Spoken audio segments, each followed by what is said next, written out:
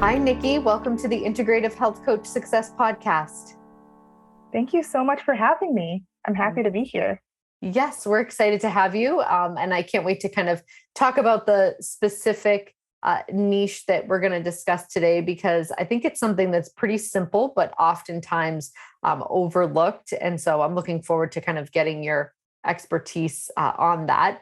What I'd love to do to start is, could you share with our listeners kind of what you're currently doing? So I know you're in between kind of your 9 to 5 and IHP. Give us a little bit of an insight as to what that looks like, because I think it's a little bit more common than a lot of us can think when we're transitioning for kind of one career to the other. Yeah, absolutely. So in my 9 to 5, I actually work at a biopharmaceutical company. My background's in engineering, chemical engineering, actually. And I went into biopharma right out of college, and I've been at the same company for about 10 years.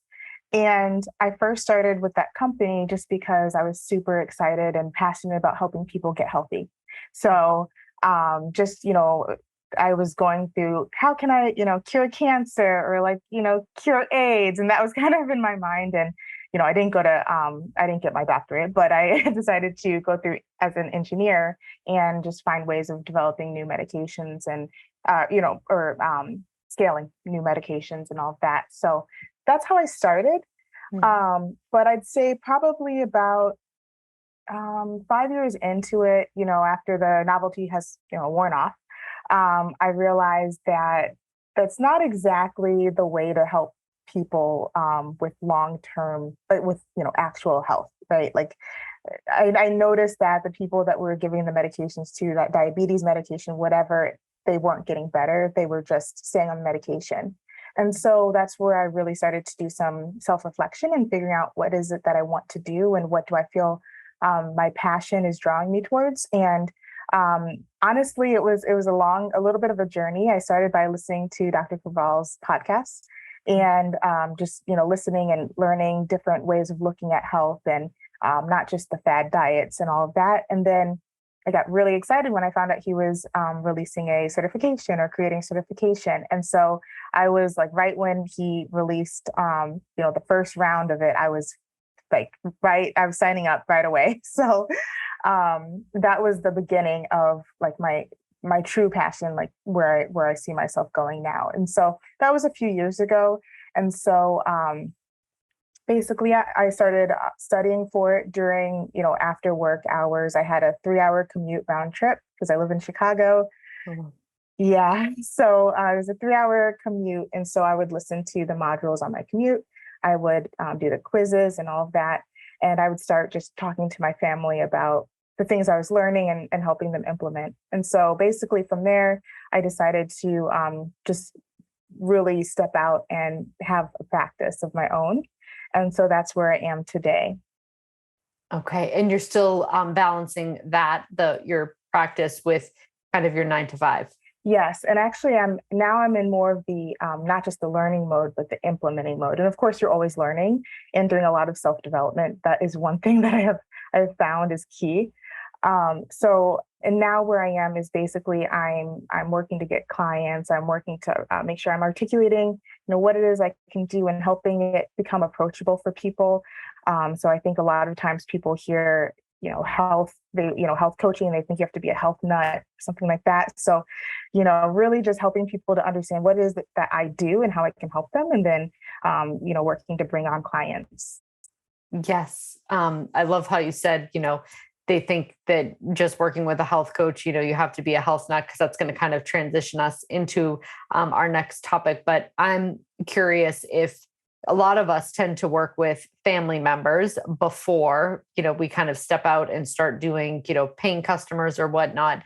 Was there anybody specifically in your family that you kind of were working with and, helped a significant amount? It all started with my grandma, and she would have a lot of digestive issues. When she would eat different foods, she would feel terrible. So she started narrowing it down to only a handful of foods that she was able to eat. And, at some point that gets really draining, especially because you realize you're not able to participate in the family functions. You're not able to, go to the birthdays, the Thanksgivings, all of that. And so it was becoming very, I think, she was getting depressed with it, and she was going to the doctors. She was running labs to see what's going on. And all of her labs kept coming back saying, oh, everything's normal. You're in the range. Keep going about your day. No changes are needed. And for her, that was just very frustrating because she knows she wasn't feeling well.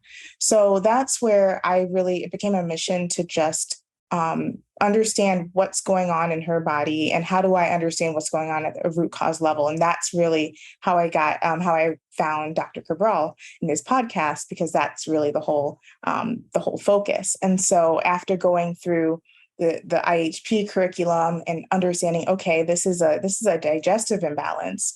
And of course, it's not just that it's just your digestion, it starts to impact all of your whole body. So, she would have pain, she would have excessive fatigue, brain fog. And so once I went through that, the IHP curriculum, I was able to start implementing with her. And so that's where we ran what used to be called the oat test. And now, of course, my mind is, I'm forgetting. You and me both. The Yeah. Candida metabolic vitamins. Yes, that one. Exactly. The oats test. Yeah. Previously called oat, and now the Candida metabolic and vitamins test. I'm sure you can find it if you search those words. So I had her have that test done, and we were able to see that she had Candida overgrowth. She had some other bacterial imbalances. And so that's where we're really starting to see some answers. And so from her labs, we're seeing, okay, it looks like you probably have some leaky gut. That explains why you're feeling so fatigued and why you're feeling, inflamed and in pain. So that's really where it all began, is understanding what's happening. And then now we have a protocol to help her implement those changes, as well as, managing her stress, which is of course huge, and finding foods that she's able to eat, and maybe start to expand based off of what's in the CBO protocol and how she's feeling, working together to find some other options for her. Yes. Yeah. And I think the fact that a lot of us, I include myself in this, start by helping friends and family.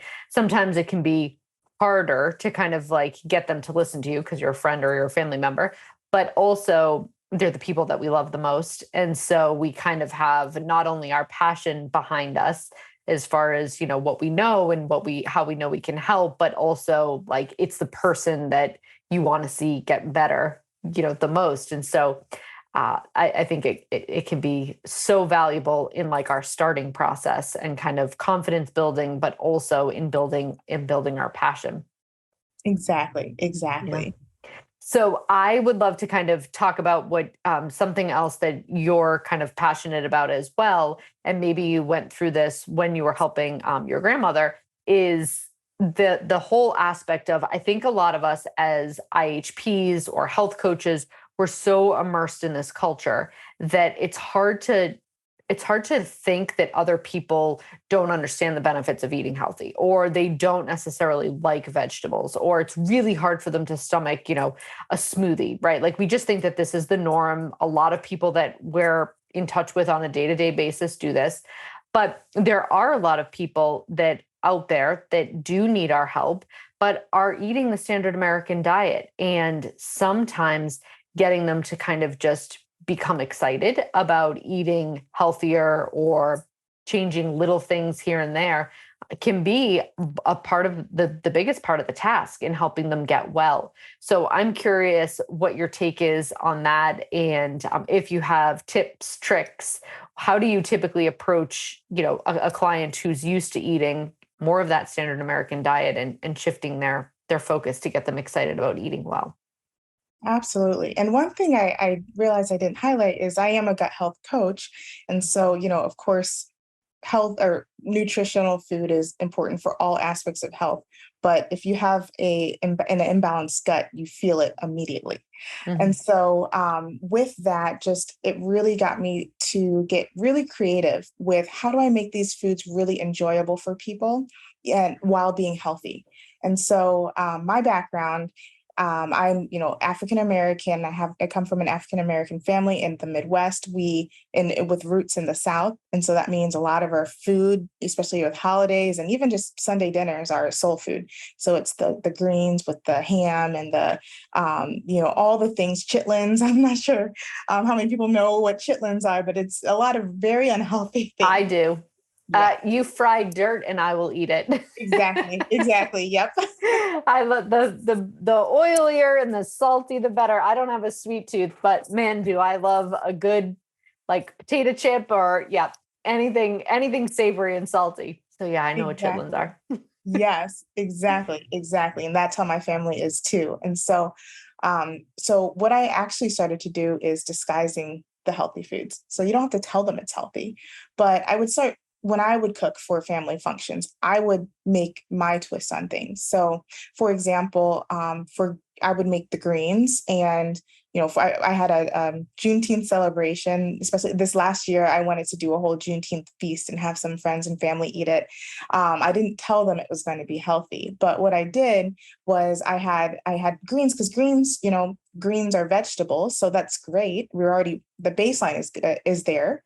But what often happens is we add a lot of the butter and the salt and some of the other stuff. And so I just tweaked some of the seasonings, tweaked how it was made, and I kept the greens in there. And I had a meat in there, but I actually had a smoked turkey leg instead of the ham.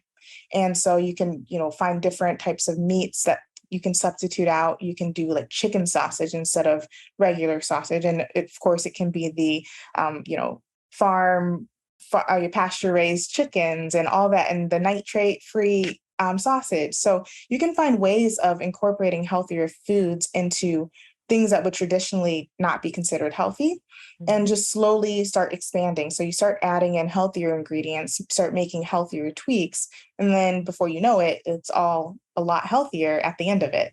And so I started with that. I also had my family try some black bean brownies. They didn't know that there were black beans in there, but they look like brownies.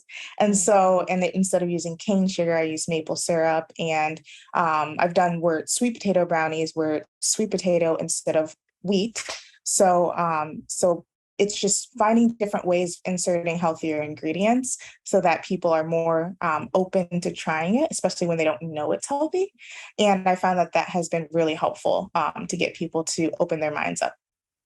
Yes.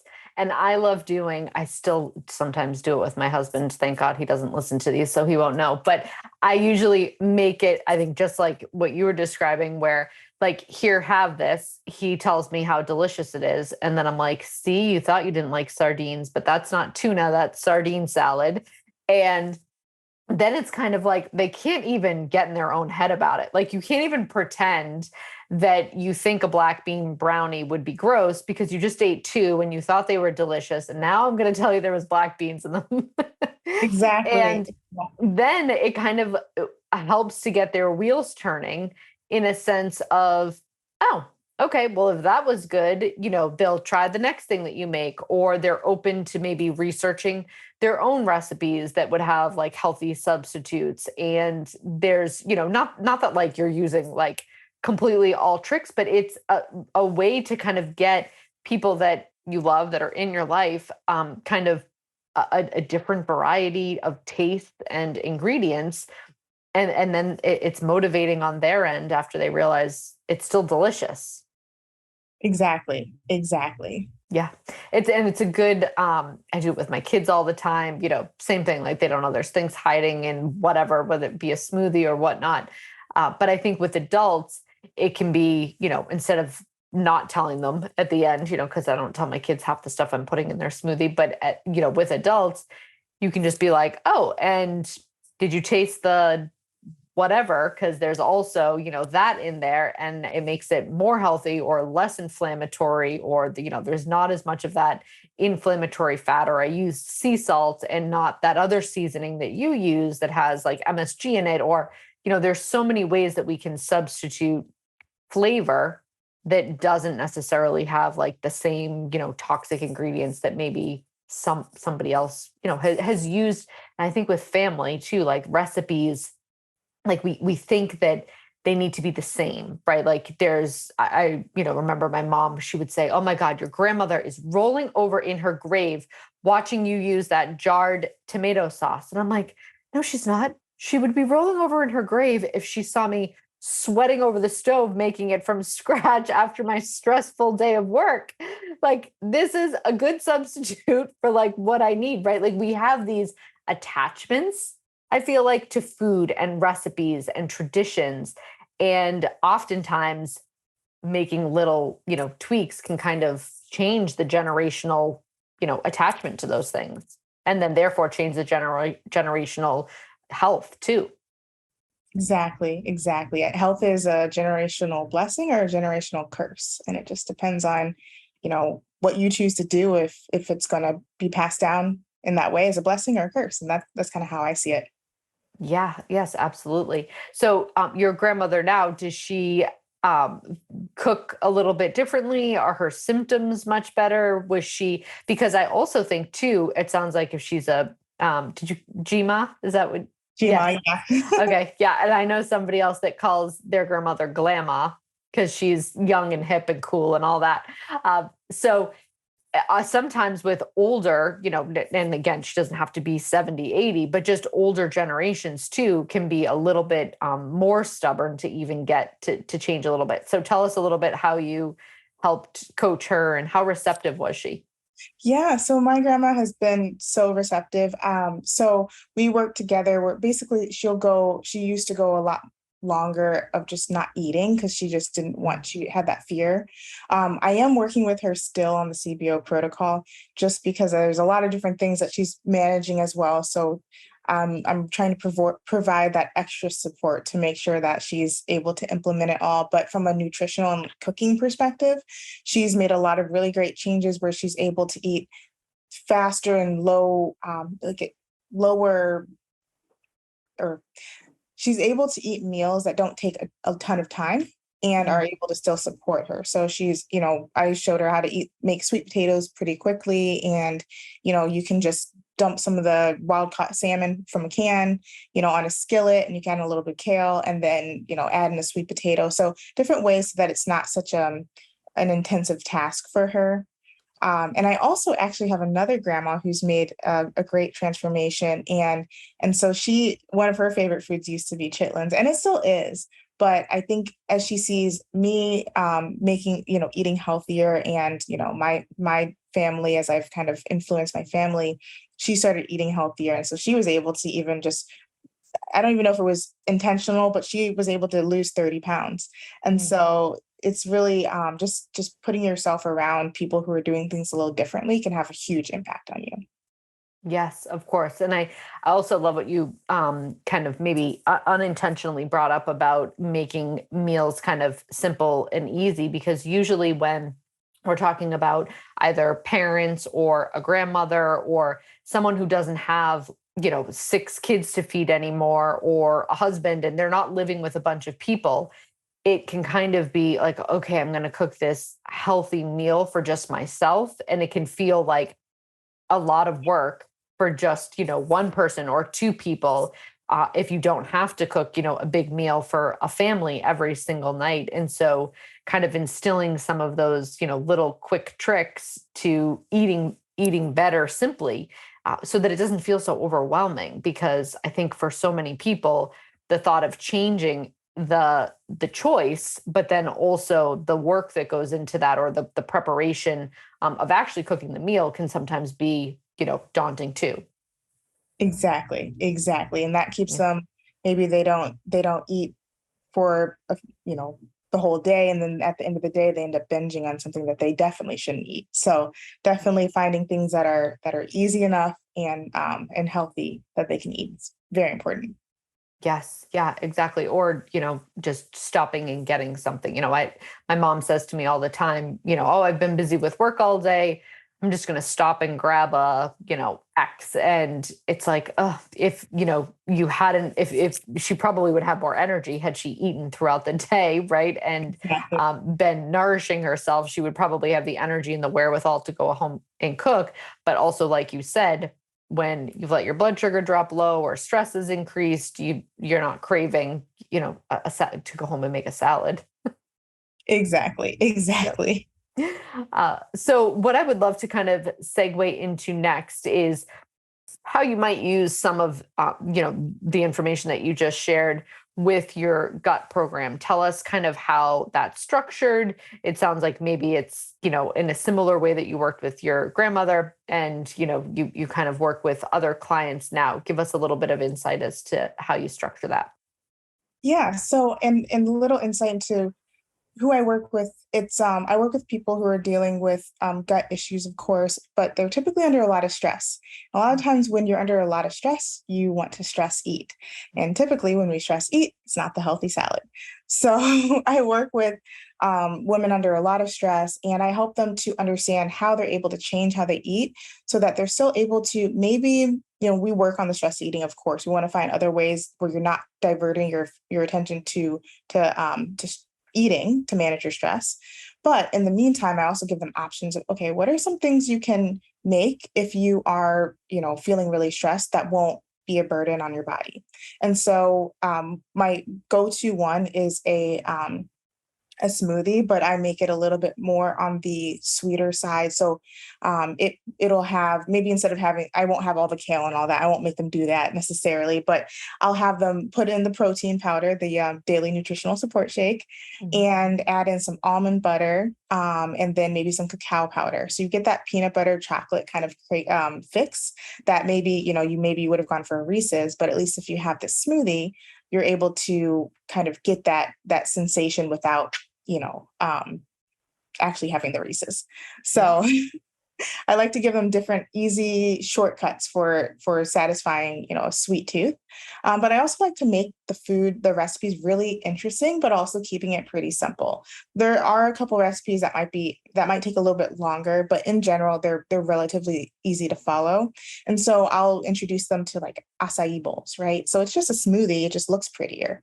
So if I focus on helping them change up the presentation to get them more excited, then I'll do that. So I also I take a lot of influences from my travels. I've gone to about 20 countries by now, I think maybe just a little bit over.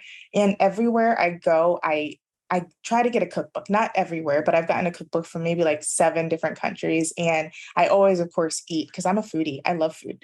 So I will go and find some amazing, new meals that inspire me, or I'll go to farmers markets to see what they're doing in their country that's healthier, but it's also, it's specific to that country or influenced by that country.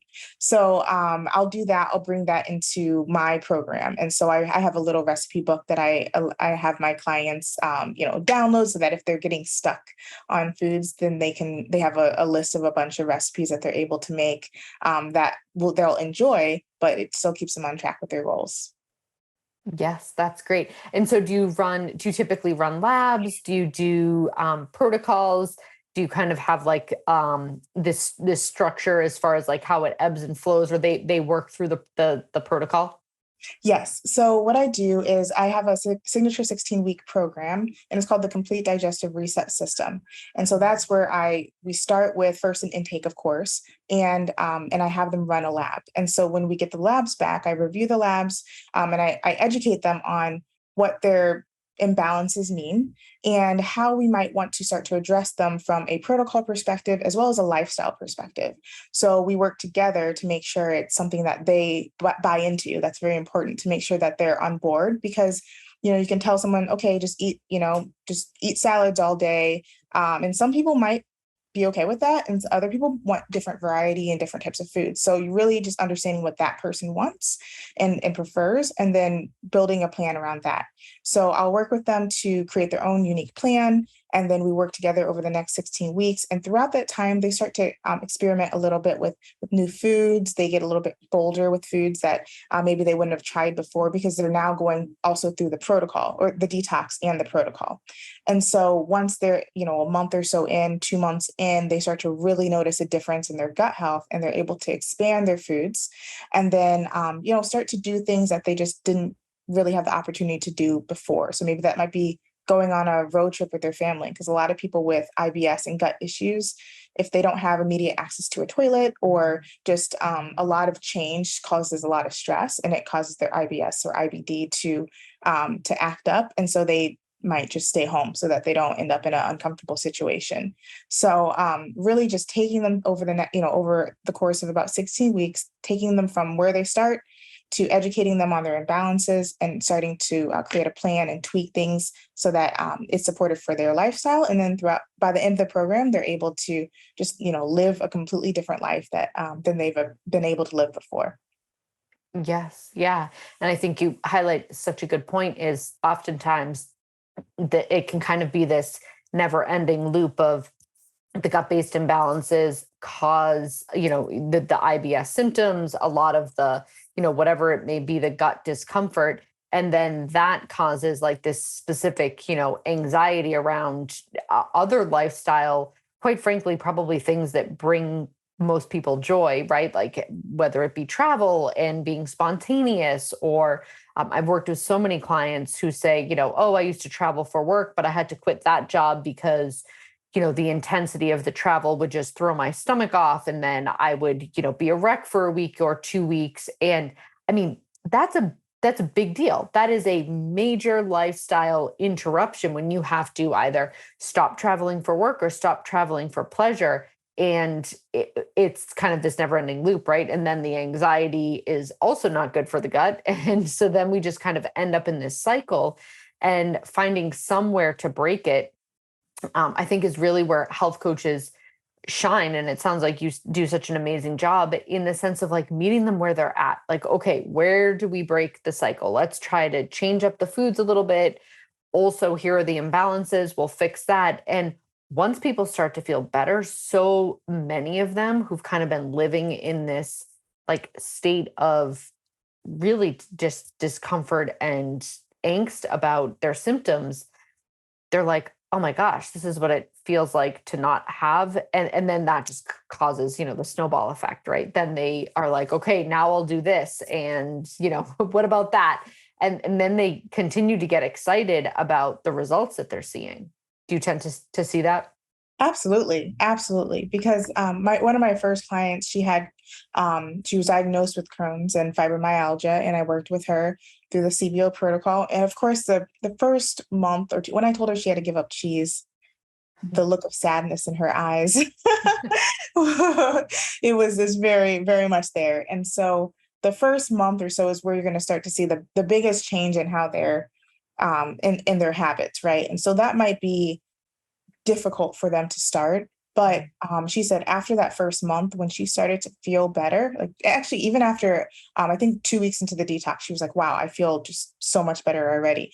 Once she saw that, she was able to, keep going. So even though she has, more supplements than she may have typically taken before, she's like, okay, I'm going to keep going. It's going to be worth it, because she sees the progress already happening. So it makes it easier to keep going. Yes. Yeah. And that is essentially the best part, in my opinion, about our job, is like seeing them transform, from either maybe being skeptical or being super down or anxious, or to like having a little bit of like spark back in their eyes about like what life, can kind of feel like and whatnot, because the gut stuff, yeah, can just be so debilitating for so many.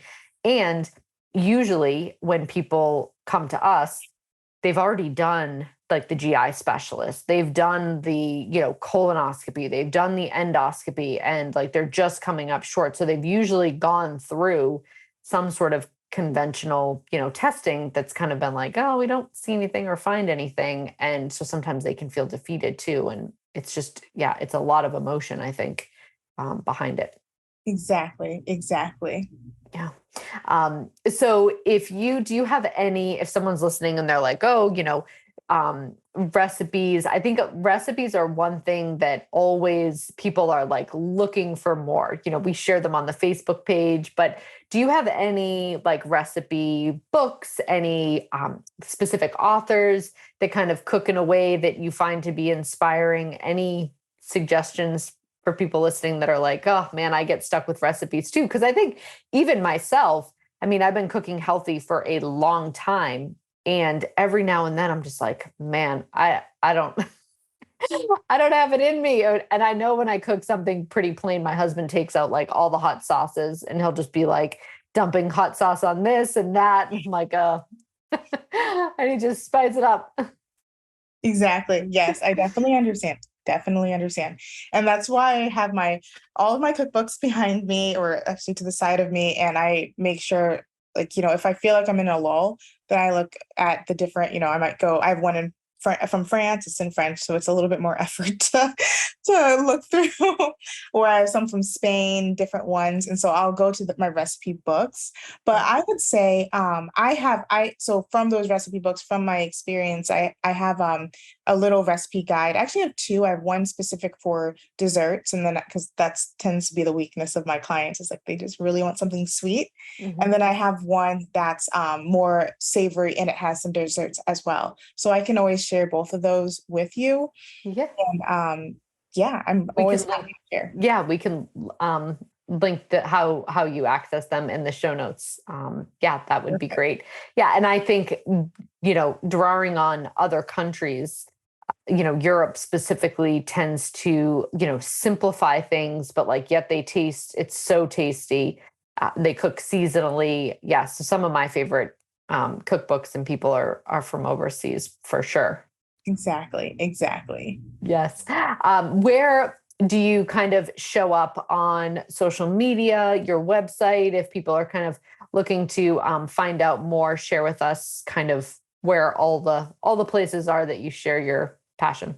Yeah, so the easiest place to find me is on Instagram. So at Nicole E. Mahan. So that's at NicoleEMahan.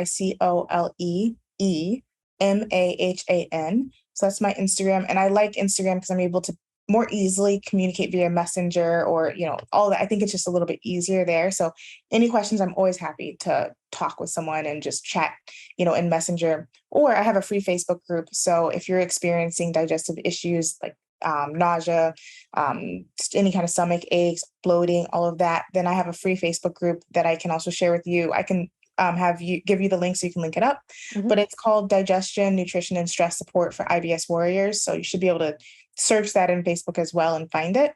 And there is where I do some of my different, I might do some cooking, do some live cooking in there, or throw in some recipes, or just hear what everybody is, looking to see more of. And I go and do it because I love cooking and it gets me excited. And especially when I hear that there's something someone wants me to make or something, it's a little bit like a challenge and I really enjoy it. So I'm always happy to, to share that in that group too. Yes. Yeah, that's great. Do you ever do like here's a recipe and like make it healthy? Do people ask you like, this is my favorite recipe, how would you make it healthy? I've done that I have some friends from Nigeria, and actually it's funny, they would send a bunch of their recipes and saying, okay, how can I make this healthy? And it's like 80% there. So let's just change some of that oil. Let's just change some of that other those inflammatory ingredients, but there's so many vegetables and stuff already in there. Mm-hmm. So I love doing that, but a lot of times, like especially outside of the United States, they tend to cook with more vegetables, so it's a little bit easier to make those healthier, or to make those healthy. They're already almost there. But I also like to just experiment with my family, so that's where I do I'll make the greens healthy. I'll make I made some gumbo, which is really good. I made that healthy, so stuff like that. Yeah. That's great. Thank you so much for being a guest on the Integrative Health Coach Success Podcast. This is such a fun conversation, and I appreciate you sharing kind of all of your cooking recipe wisdom with us. And I can't wait for everybody to kind of get some benefit from checking out the recipe guides that you have. So thanks so much for being here. Absolutely. I'm happy to have been able to be here. Thanks, Nikki. Enjoy the rest of your day. Thank you. You too.